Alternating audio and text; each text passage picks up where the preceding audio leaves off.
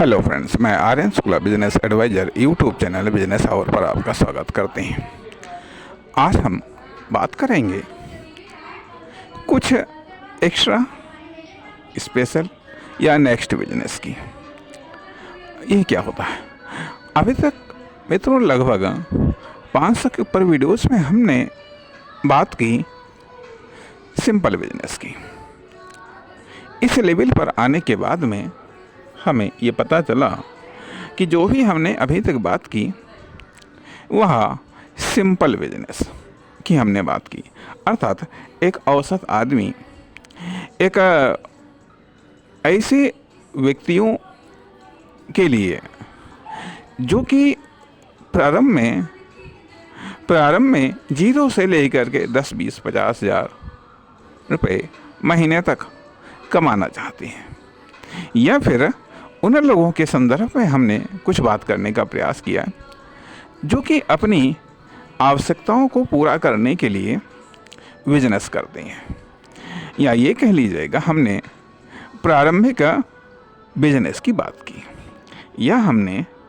प्रारंभिक व्यावसायिक गतिविधियों की बात की, या हमने कॉमर्शियल एक्टिविटीज़ की हमने बात की, जिनसे हमारी या हमारे परिवार की आवश्यकताएं पूरी होती हैं। हमारी या हमारे परिवार की आवश्यकताएं पूरी होती हैं, लेकिन अब यहाँ पर ये महसूस हुआ कि उन एक्टिविटीज़ से हमारी आवश्यकताएं पूरी नहीं होती हैं, हमारे परिवार की आवश्यकताएं पूरी नहीं होती हैं, और उन एक्टिविटी में जो भी हम लगाते हैं उसके भी रिस्क है, उसमें भी जोखिम है। क्यों? आखिरकार इसका एक कारण ये कि आज प्रारंभिक बिजनेस भी इतना अधिक डेवलप हो चुका है, या ये कह लीजिएगा इस प्रारंभिक बिजनेस में भी इतने लोग शामिल हो चुके हैं, या इतने व्यवसायी आ चुके हैं, या इतने उद्यमी आ चुके हैं जिन्होंने इसमें अपने योगदान के द्वारा इतना अधिक डेवलपमेंट कर दिया है कि एक नए उद्यमी के लिए या एक नए व्यवसायी के लिए इस स्टार्टिंग बिजनेस में भी खुद के लिए आवश्यक इनकम का प्रबंध करना, या जो इन्वेस्टमेंट किया है उसको निकालना निश्चित तौर पर आसान नहीं रह गया है, जटिल हो गया है, जटिलतर हो गया है। पहली बात तो ये आती है कि आम आदमी के समझ में नहीं आता है कि आखिरकार वो करे तो कौन सा बिजनेस करे, कौन सी कॉमर्शियल एक्टिविटी करे। यदि कहीं स्टार्ट भी कर देता है तो उसे कामयाब कर पाना उसके लिए मुश्किल हो जाता है। कारण ये कि खाली सोचने मात्र से, खाली दिमाग में आइडिया लेने मात्र से ये बेसिक बिजनेस भी स्टार्ट नहीं किए जा सकते, बेसिक बिजनेस भी कामयाब नहीं हो सकते। अर्थात इनके लिए भी एक स्किल चाहिए, एक टैलेंट चाहिए, अर्थात कोई भी किसी भी प्रकार का छोटे से छोटा बिजनेस, सिंपल से सिंपल बिजनेस भी स्टार्ट करने के लिए, कामयाब करने के लिए या तो हार्डवर्क चाहिए, या तो हार्डवर्क करना पड़ेगा। लेकिन हार्डवर्क के लिए भी ज़रूरी होता है कि आखिरकार हमको पता तो चले हार्डवर्क करना कहाँ पर है, मेहनत करनी कहाँ पर है। अर्थात न केवल इन्वेस्टमेंट का लॉस बल्कि हार्डवर्क का भी लॉस होता है, और साथ ही साथ एक विश्वास का भी लॉस होता है, और वह विश्वास खुद पर से भी डाउन हो जाता है, साथ ही साथ मार्केट या सोसाइटी से भी वह विश्वास डाउन हो जाता है। तो कहने का अर्थ यह बनता है कि ये जो प्रारंभिक बिजनेस हैं, ये जो स्टार्टिंग बिजनेस हैं, ये जो न्यूनतम इन्वेस्टमेंट वाले बिजनेस हैं, इनमें भी भारी कंपटीशन है। बहुत बड़ी संख्या में लोग इसमें आ चुके हैं जो कि तमाम प्रकार के ट्रिक्स, नॉलेज, टेक्नोलॉजी का इस्तेमाल करते हैं। तो सवाल इस बात का उठता है कि यदि हम स्टार्टर हैं, यदि हम स्टार्ट करने वाले हैं, यदि हम लॉन्च करने वाले हैं, तो भी हमको बहुत सारे पहलुओं को सोचना पड़ता है, बहुत सारी बातों पर गौर करना पड़ता है। लेकिन बिना बिजनेस किए हुए, बिना किसी कार्य को स्टार्ट किए हुए न तो वर्किंग नॉलेज डेवलप होता है, ना स्किल डेवलप होता है, ना एक्सपीरियंस डेवलप होता है। तो वो तो करना ही पड़ता है। जब वो करना पड़ता तो हमको ये मान करके स्टार्ट करना चाहिए कि अभी ये हमारा लर्निंग बिजनेस है, अभी ये हमारा लर्निंग बिजनेस है। तो अर्थात ये जो बेसिक बिजनेस हैं इनमें भी लर्निंग बिजनेस, वर्किंग बिजनेस, तब अर्निंग बिजनेस, 3 कैटेगरी इसमें भी है, 3 कैटेगरी इसमें भी हैं। इसलिए इन कैटेगरी को ध्यान में रखते हुए प्रारंभिक जो आपका लर्निंग बिजनेस है, स्टार्टिंग बिजनेस है, उसी को ही आप अपना अर्निंग बिजनेस न मान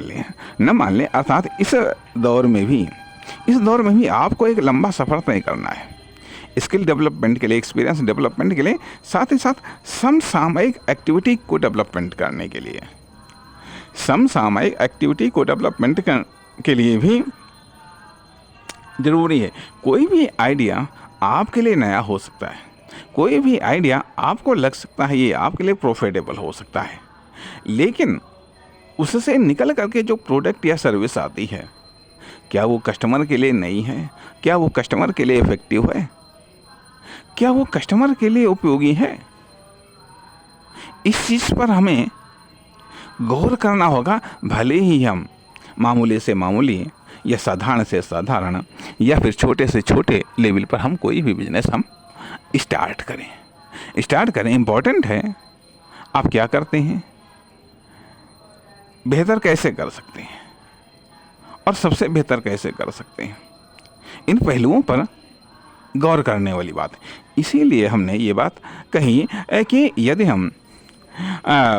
बात करते हैं कि प्रारंभिक बिजनेस अर्थात जिनसे हमको मंथली इनकम 0 से लेकर के 50,000 तक हो सकती है, इसके बाद में नेक्स्ट लेवल जहाँ पर इनकम हमारी 50,000 से लेकर के 2 लाख 3 लाख तक महीने हो सकती है, और उसके बाद में अगली लेवल जो कि मंथली इनकम 3 लाख से 30 लाख तक हो सकती है, और फिर उससे और ज़्यादा इनकम जो 30 लाख से 1 करोड़ तक हो सकती है, और नेक्स्ट लेवल पर जिसकी इनकम 1 लाख से लेकर के 10 लाख तक हो सकती है, 10 करोड़ तक हो सकती है, जिसकी मंथली इनकम 1 करोड़ से लेकर के 10 करोड़ तक हो सकती है, और भी नेक्स्ट लेवल पर इनकम जिनकी इनकम 10 करोड़ से लेकर के मंथली इनकम 50 करोड़ तक हो सकती है, और नेक्स्ट लेवल पर जिसकी मंथली इनकम 50 करोड़ से लेकर के 100 करोड़ तक हो सकती है। ये एक विभिन्न प्रकार की कैटेगरियाँ अर्थात 3 चीज़ें यहाँ पर आती हैं निकल करके सामने। एक तो ये आती है कि आपने कितना इन्वेस्टमेंट किया, दूसरी चीज़ आपका कितना टर्नओवर है, तीसरी चीज़ आपकी इनकम कितनी निकल करके आ रही है। 3 फैक्टर, एक तो ये चीज़ कितना आपने इन्वेस्टमेंट किया है, दूसरी ये चीज़ कि कितना आपका टर्नओवर है, और तीसरी ये चीज़ कि कितनी आपकी इनकम निकल करके आ रही है। कभी कभी ऐसा भी होता है कि काफ़ी कम इन्वेस्टमेंट से टर्नओवर बढ़िया हो जाता है और इनकम बढ़िया निकल आती है, और कभी कभी भारी इन्वेस्टमेंट से भी टर्नओवर बढ़िया डेवलपमेंट नहीं हो पाता है, परिणाम इनकम भी डेवलपमेंट नहीं हो पाती है, इनकम भी उस हिसाब से बेहतर नहीं निकल पाती है। कहने का अर्थ यह बनता है कि यहाँ पर हम इस बारे में बताने का प्रयास कर रहे हैं कि ये जो प्रारंभिक बिजनेस हैं, जो स्टार्टिंग बिजनेस हैं, जो कि एक मिडिल क्लास या एक आम आदमी या एक कॉमन मैन जो कि अपने व्यावसायिक करियर की शुरुआत करना चाहता है, या जो अपनी आवश्यकताएं या अपने परिवार की आवश्यकताओं को पूरा करने के लिए बिजनेस करना चाहता है, उसके सामने किस प्रकार की चैलेंजेस आते हैं, उसके लिए कॉमर्शियल चैलेंज कौन से हो सकते हैं, इन पहलुओं पर विचार करने के बाद में यदि यहाँ पर आप उस सिंपल नॉलेज या जो भी आपके पास में नॉलेज है उससे आप सक्सेसफुल नहीं हो पा रहे हैं, तो फिर जो नेक्स्ट लेवल का नॉलेज है, नॉलेज है, उस पर चर्चा करने की आवश्यकता है।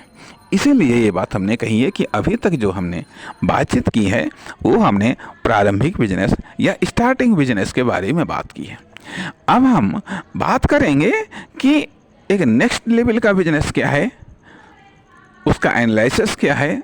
उसके एलिमेंट्स क्या हैं, या उसकी आवश्यकता क्यों है, या उसका स्वरूप या उसका आकार प्रकार क्या है। इस पर हम चर्चा करेंगे अगले भाग में। नमस्कार।